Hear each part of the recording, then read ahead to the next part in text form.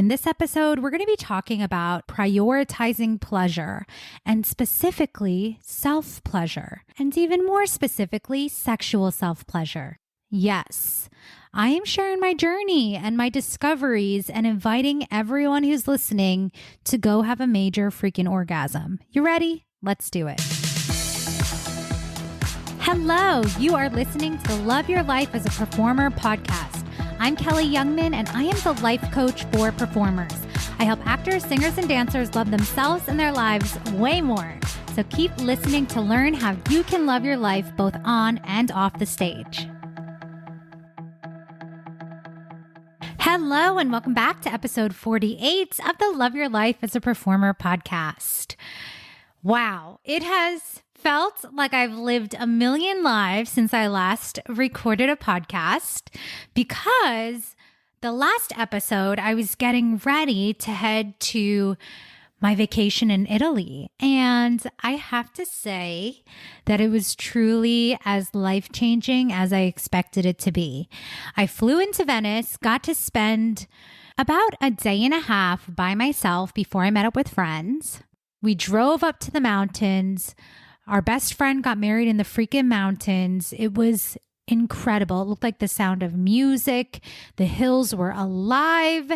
It was gorgeous. And then on the end of the trip, I drove with my friends to Milan and got to spend another day in Milan being by myself and just let myself be such a tourist. I went to the top of the Duomo and just had amazing food, got to see things. And I think a couple of things were really remarkable about this trip. One, just getting to witness one of my best friends from college getting married was just so special. But truly, for the first time solo traveling, really just like trusting myself and having no agenda, right? Like the simplicity of like, I'm tired, so I'm going to take a nap. I'm hungry. I'm going to go find a restaurant. Let me go explore, and feeling really just like safe, even though I was in a foreign country, even though I didn't speak the language of the country. And especially once I got to Milan, I took a lot of public transit. And so actually, I did in Venice too. The funny thing, maybe this is not funny if you've been to Venice, but the thing that kept blowing my mind was that in Venice, like instead of there being subways or trains like in New York City, right, all the public transit in Venice is freaking boats because everything is on the water. So that also blew my mind. But just trusting that I have the resourcefulness, the skills, the intelligence to figure out where I'm going and to not be lost and to not be scared or panicked or unsafe in a country by myself was just so empowering. Honestly, it really changed my perspective and my own self-concept. Just knowing that I can go anywhere in the world and explore and have a great time, even by myself. And of course, yes, then the part of the wedding when I was with friends was fucking amazing. And I have to say too, that there was a lot of growth and healing for me too, being at a wedding after I've recently ended a relationship, a long-term relationship.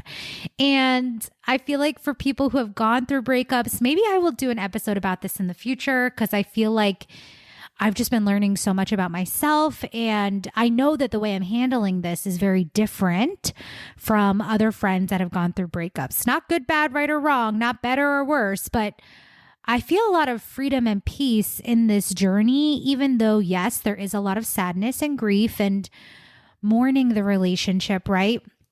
I think something that I truly walked away with as well was, even in the moments of the trip that were hard, even in the moments that were sad or that brought up nostalgia or hope or grief from my relationship, it was so beautiful to also witness my willingness to feel the feelings, right? To like go through the hard and to know that even though it sucked in the moment, it was going to be okay. And so I have to just like shout myself out, because I feel like, After the welcome drinks and the little aperitivo, I noticed that I was really having a hard time, but giving myself permission to just be where I was allowed me to process my feelings in a really big way so that on the actual wedding day, I was fully available. I've actually noticed that over the past few years, my memory gets better because when I am in moments, I am fully present. I can remember what specific foods and textures tasted like.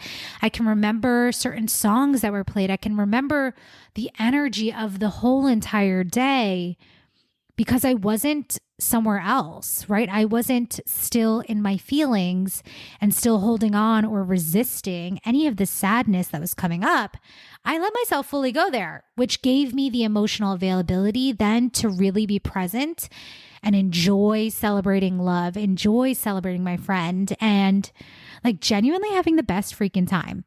So anyways, that's just a little bit about my trip to Italy. It was a life-changing, expansive opportunity to just freaking grow, celebrate, to love, to connect.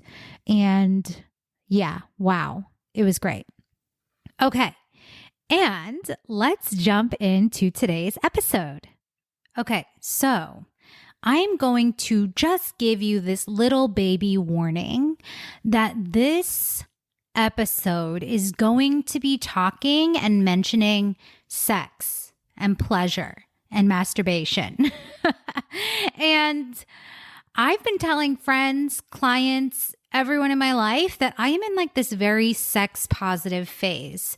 And honestly, it's totally up to you if you want to proceed to listen. And what I'm going to just invite you to explore, because I've said the word masturbate or pleasure sesh or something along those lines on my Instagram before, on my stories, and it's been fun to watch the numbers drop. Not that I'm paying that much attention, but I know that people are not comfortable with this, and that's okay, right? And I'm just going to invite you. Again, if you want to stop this episode and if you're this is not for me, that's totally fine. And if that is you, if you're okay, I'm opting out, it might be fun to just get curious and ask why. What about my own sexual pleasure makes me uncomfortable? What about my own sexuality makes me uncomfortable? And it isn't good, bad, right, or wrong. And I want to share this on the podcast because it's been really healing for me to really be so in touch with my body and to prioritize pleasure, including sexual pleasure in this way.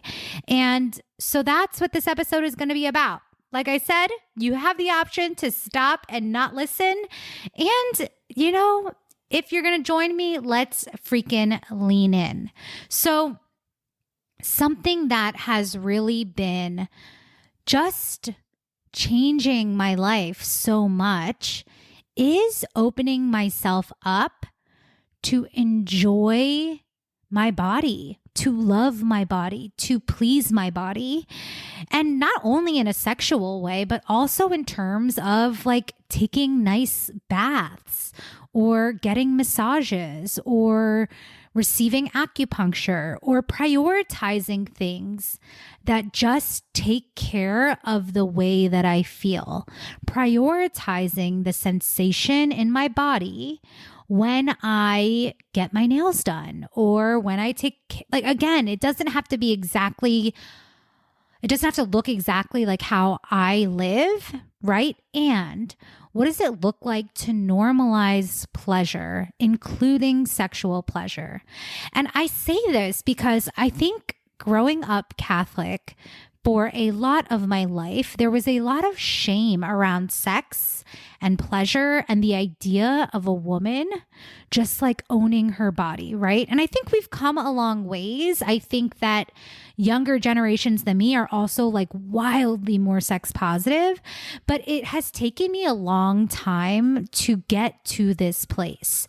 And now that I'm here, I'm wow, what have I been waiting for? What have I been so afraid of, right? And something that I've kind of casually mentioned on my Instagram stories, again, have been stepping into over the last few years is really owning my own bisexuality and allowing myself to be attracted to women and humans in general and not feel shame about that, right? So this has all been one giant unfolding and freeing of myself over the past few years.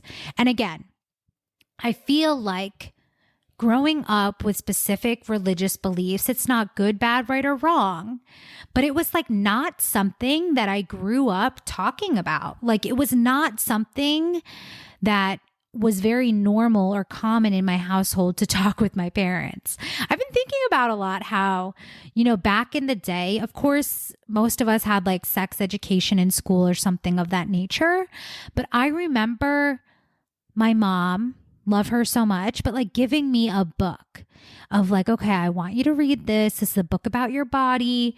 And honestly, the book was interesting, fascinating, of course, very informational, but I remember being really scared or like having fear that there was something bad about my body or something shameful about my body simply because it wasn't something that we talked about, right?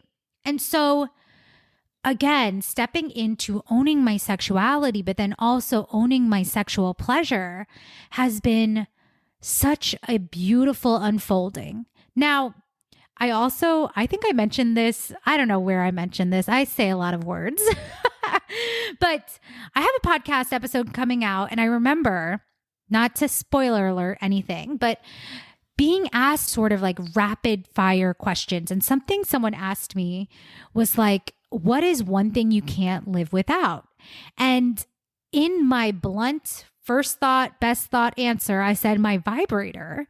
And then I started laughing and I noticed myself being like, oh gosh, was that inappropriate? Was that too much? Maybe I should take that back. And I had this moment of like feeling nervous about expressing that and feeling nervous about if that was, again, too much. And I feel like I'm just going to be so open book right now. But I feel like I remember back in the day having like a very, very explicit, vibrator, dildo. I don't know what you want to call it, but it was like very realistic penis shaped. And now that I think back on it, it makes me laugh so much. But aside from that, I hadn't really like let myself have any other kind of like toys. I feel like I had that for a while and it felt like exploratory and like, oh my God, so wild. And then eventually I got rid of it because it felt like something silly that I just had in my 20s when I was, being wild. And only recently I finally was like, well, wait a second. Why am I not prioritizing my own pleasure? Why am I not having a vibrator or something of that sort for myself? Like, I'm a grown ass woman. Why do I not have a vibrator? And so again, only recently I went on to Bellesa and saw that Demi Lovato had like a line of sex toys that she made in collaboration. And I finally just ordered one. And I was like, cool. Like, I'm doing this for me.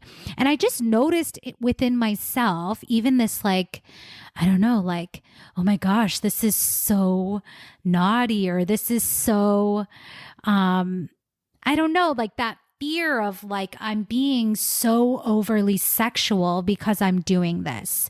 And again, this might not be your experience at all, but I feel like I want to share this to keep inviting normalization of sex, of pleasure, and prioritizing the pussy.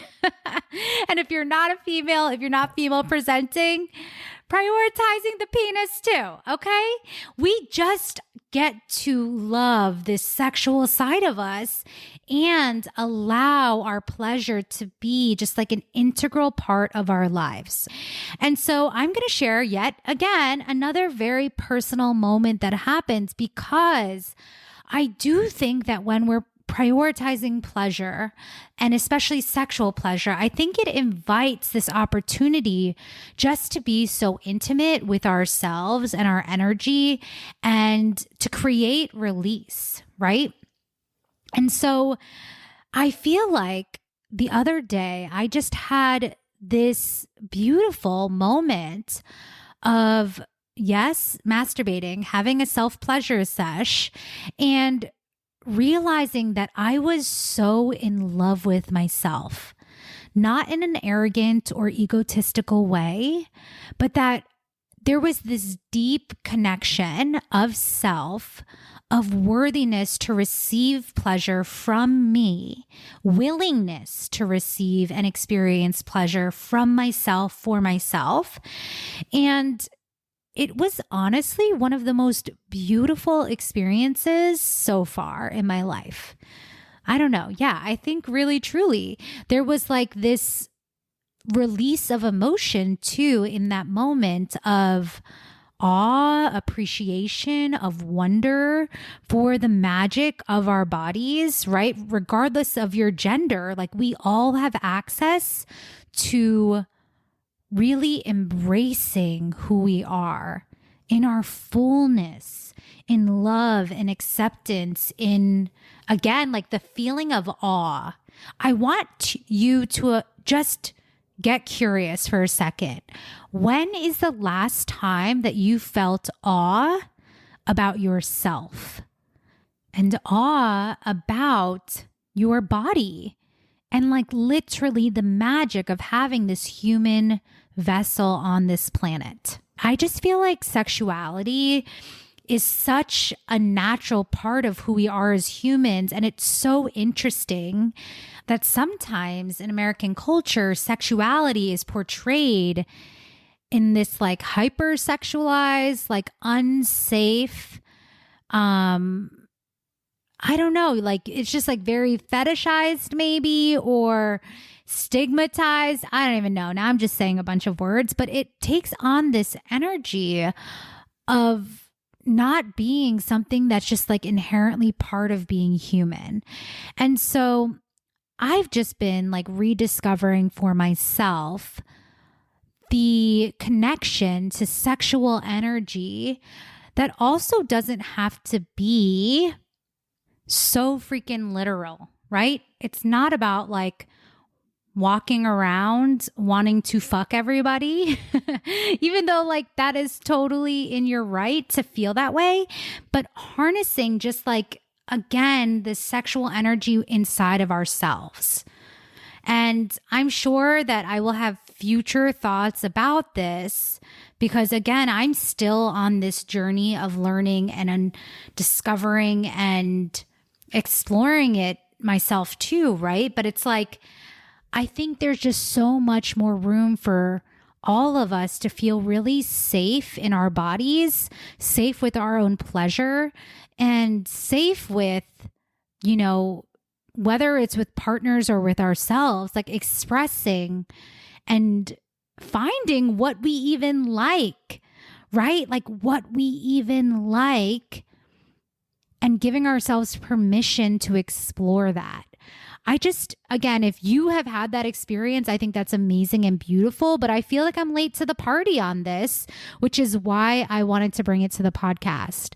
I think that this can be something that's just, again, invited to be normalized in terms of prioritizing pleasure, prioritizing orgasms, prioritizing tapping into what it even feels like to live orgasmically, right? Like to live a life that prioritizes pleasure and including sexual pleasure.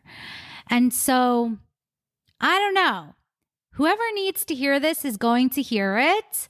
And I want to invite you to explore yourself.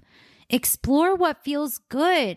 Explore what you like, and know that it's okay to express it too. I think there's, you know, again, just speaking from my own experience, this fear of not wanting to be too much or not wanting to, like, I feel like our culture does a great job of like slut shaming. And again, I think we've come a long ways. I think that we're all in a little bit more of a conscious state about these things.